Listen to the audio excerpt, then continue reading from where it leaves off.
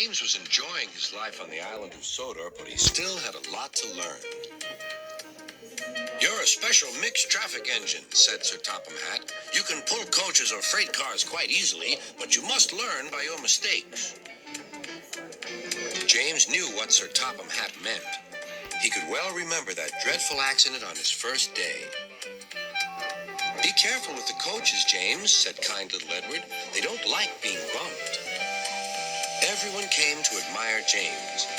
"I'm really a splendid engine," he thought, and suddenly let off steam. Whoosh! A shower of water fell on Sir Topham's nice new top hat. "I'm really a splendid engine," he thought, and suddenly let off steam. Whoosh! A shower of water fell on Sir Topham's nice new top hat. Just then the conductor blew his whistle, and James thought they had better go. Go on, he puffed to Edward. Don't push, replied Edward. The coaches were grumbling too. Don't go so fast. But James didn't listen.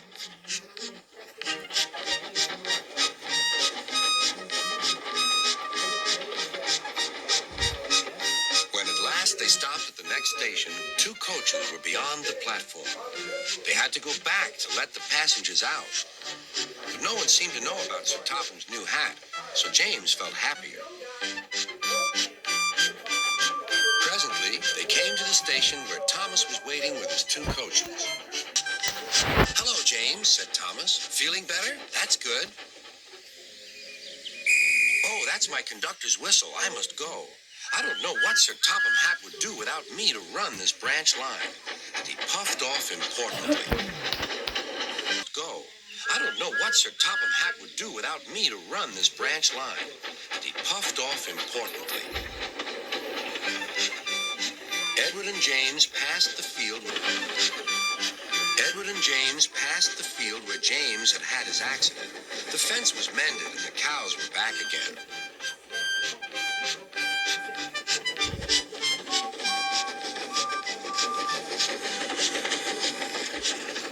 They ended their journey and rested before setting off for home.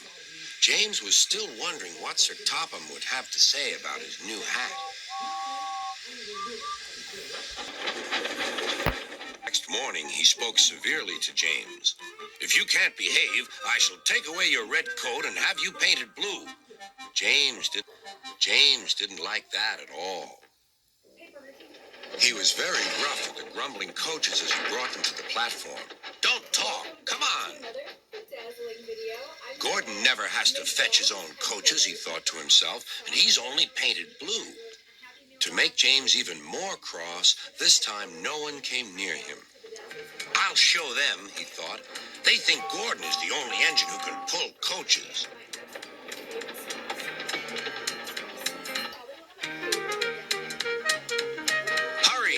Hurry, puffed James. You're going too fast, replied the coaches. James laughed and tried to go faster, but the coaches wouldn't let him. We're going to stop.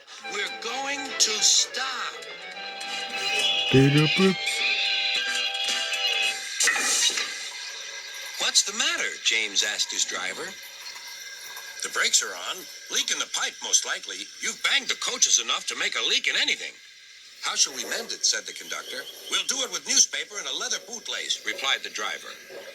"But where is the bootlace coming from?" asked the conductor. "Ask the passengers," said the driver.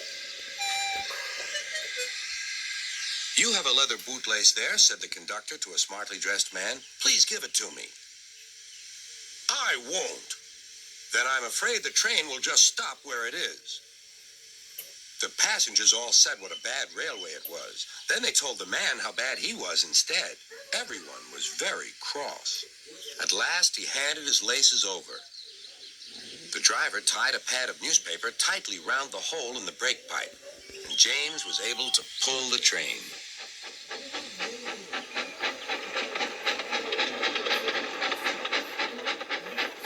But he was a sadder and wiser James, and took care never to bump coaches again.